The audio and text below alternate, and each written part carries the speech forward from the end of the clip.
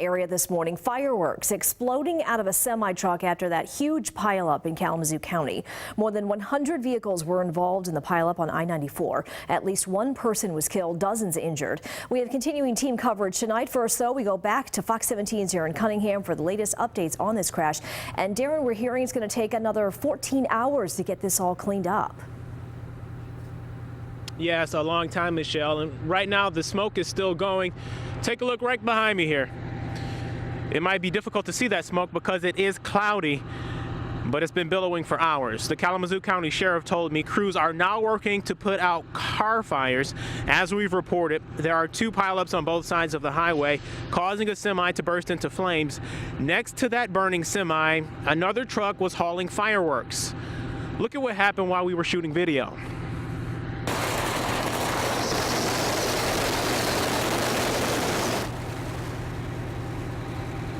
That would be fireworks igniting as our camera rolled. Fox 17 photojournalist Chris Sage had to dive into a ditch to get out of harm's way. In fact, everyone ran for cover. We really couldn't believe what we were watching. We heard state police say more than 100 vehicles were involved. I think at this point we're saying about 120 vehicles. There's very little space between the pileups on both sides. Where one ends, the other begins.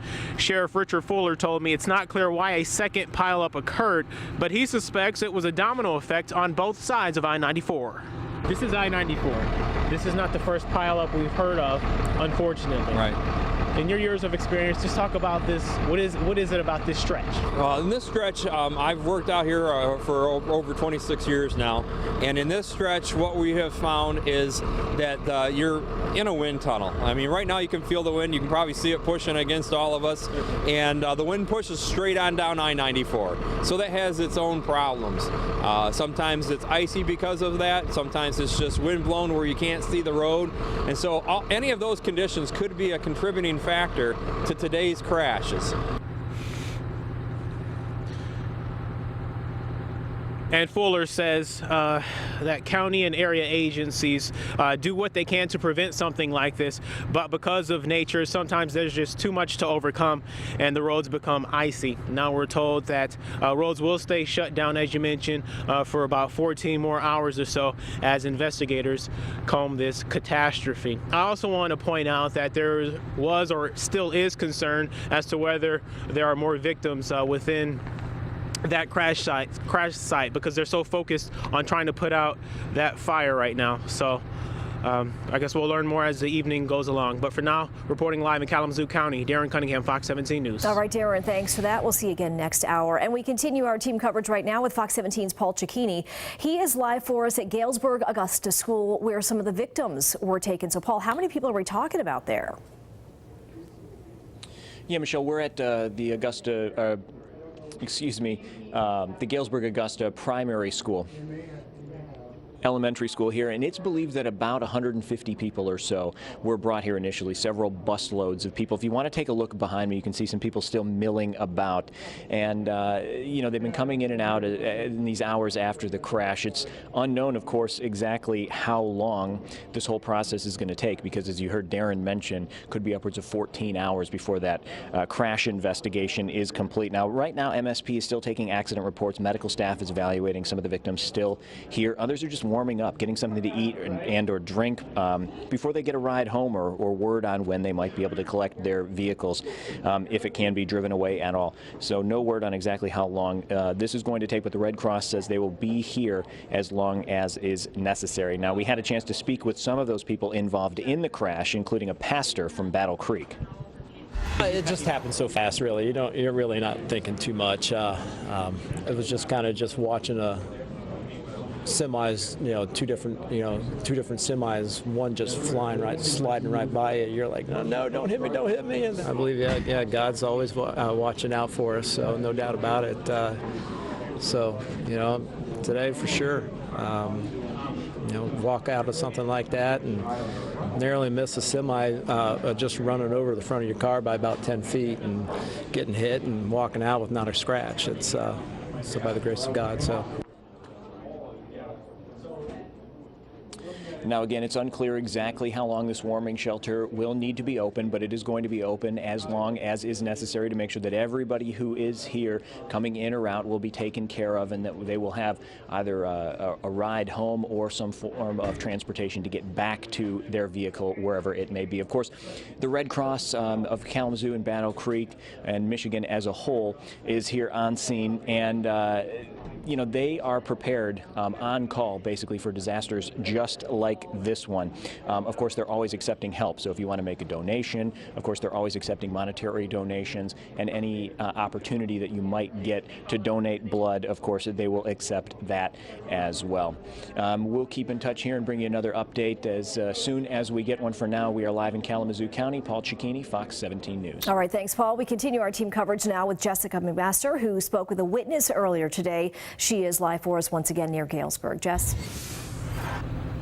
Yeah, Michelle, as you heard Darren mentioning a little bit earlier, these crews aren't going home anytime soon. Take a look at another live look from this scene. You can see that there are still tractor trailers in the ditch there. We're told that there were 50 to 60 trucks like this involved in this crash, with a total of more than 100 vehicles all in all. Just an incredibly horrific sight out there. And as Michelle mentioned, we did speak with a witness, Ed Olette, who actually provided us with this video you see here. He was on his way to work driving west on I94 when he came upon the crash that was in those eastbound lanes. He says traffic came to a halt. That's when he pulled off to the side of the road and began recording. But then suddenly a second crash began to happen right behind him.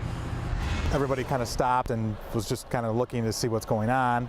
And then the cars behind us just started piling up. Driving upon it was pretty scary, with vehicles hanging on the guardrail and seeing some flames starting. That was concerning. And when you see people running, it's certainly a scary situation. And again, it's still too early to know how many people were injured in this pileup. We do know that there was one death, but of course they're still going through some cars, putting out fires. So it's going to be several hours before we have all the details. But we're going to be following back up throughout the 5 and 6 o'clock newscast. So you're going to want to stick with us for those most accurate, up-to-date information. For now, reporting live in Kalamazoo County, Jessica McMaster, Fox 17 News. All right, Jess, we'll see you then. Thanks for that. And joining me now in the studio to talk about weather conditions at the time of that pileup. Again, you mentioned that snow squall, and the sheriff said that makes sense because it was on both sides of the highway. And I can show you that on radar in just a second. Let's talk about what preceded that, though, Michelle. In that area from Kalamazoo to Galesburg, they had about 7 or 8 inches of snow from the winter storm itself. They were technically still under winter storm warnings until 4 p.m. But what it was transitioning to was the lake effect and that snow squall that came in. We've got current conditions that were down at the time. Good afternoon, everybody.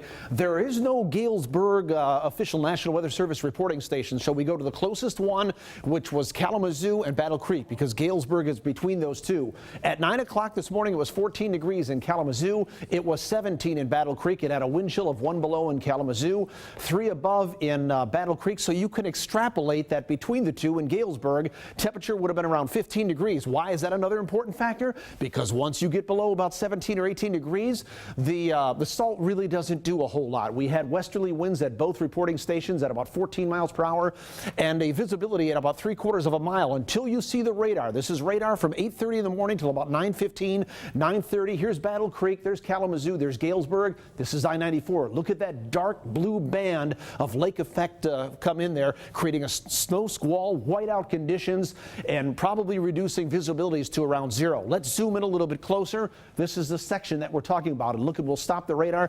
Remember how the sheriff and how Michelle just mentioned in Darren's piece was creating or talking about that long westerly wind along I-94. This is I-94, several miles. The wind's coming in from this way, several miles right along I-94, and that's what's creating the icy conditions and probably the snow squall and the whiteout conditions. As Joe Kopacek mentioned a few minutes ago, lake effect can be a highly variable thing. In some locations it might be sunshine and all of a sudden you drive into one of these snow squalls and it changes absolutely like that. And this is very reminiscent over the last several years here in West Michigan along places like US 131, 196, I-96 to where we see these 10, 20, 30, 40 car pileups because of these lake effect snow squalls that come in and then they disappear a few minutes later.